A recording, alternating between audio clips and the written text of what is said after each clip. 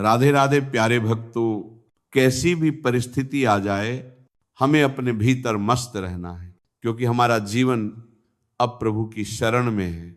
चाहे अपमान आए, दुख आए, विपत्ति आए या फिर सुख और सम्मान, अब यह जीवन प्रभु को समर्पित है। शरणागति का अर्थ यह नहीं कि शरण में आते ही कोई कष्ट नहीं आएगा।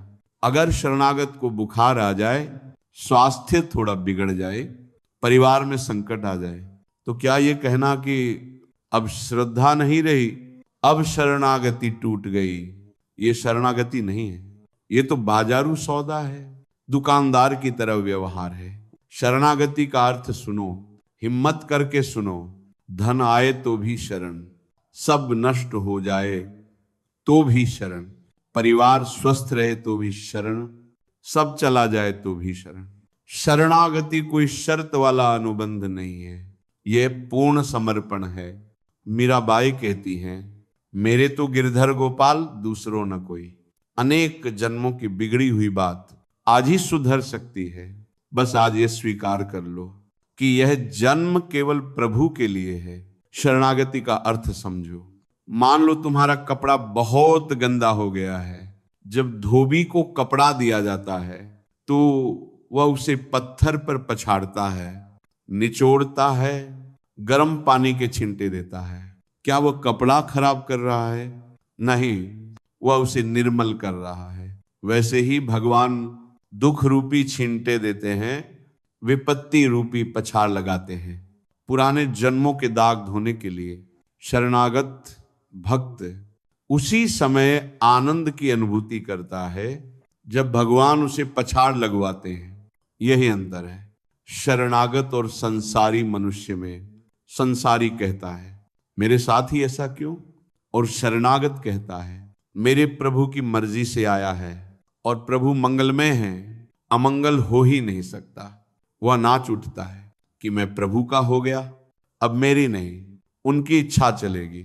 एक बार ऋषिकेश में सत्संग हो रहा था। पूज्य श्री जयदयाल गोविंद जी महाराज से पूछा गया, क्या आपकी हर मनोकामना पूरी होती है?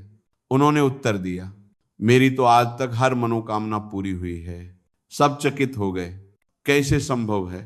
उन्होंने कहा, मैंने मन और चाह दोनों हरि को दे दिए।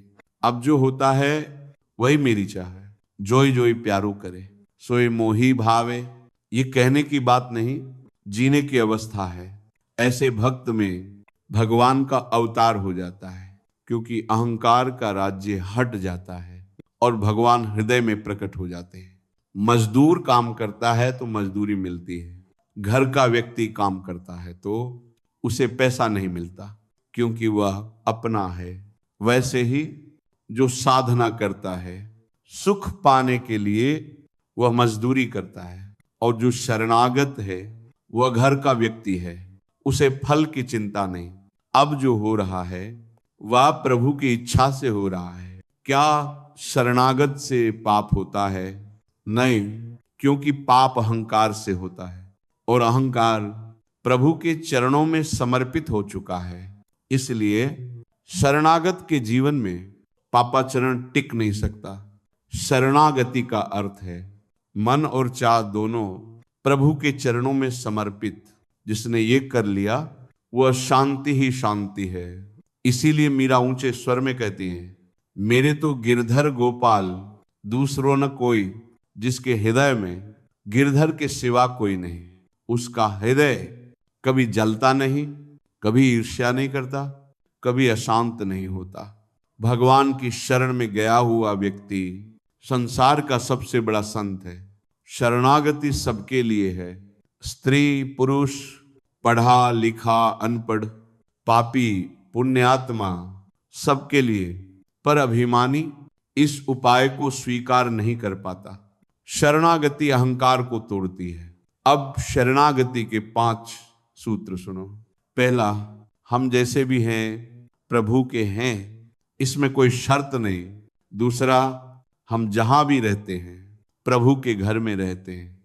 ये घर, ये शरीर, ये संसार सब प्रभु का है। तीसरा, हम जो भी करते हैं प्रभु के लिए करते हैं। अपने भोग के लिए नहीं। चौथा, हम जो भी पाते हैं प्रसाद रूप में पाते हैं, जो प्रभु को अर्पित नहीं कर सकते वह हम नहीं लेते। पांचवा, हमारे पास जो कुछ भी है वह प्रभु का है, हम केवल सेवक हैं। ये 5 बातें जिसके जीवन में उतर गई वह सच्चा शरणागत है।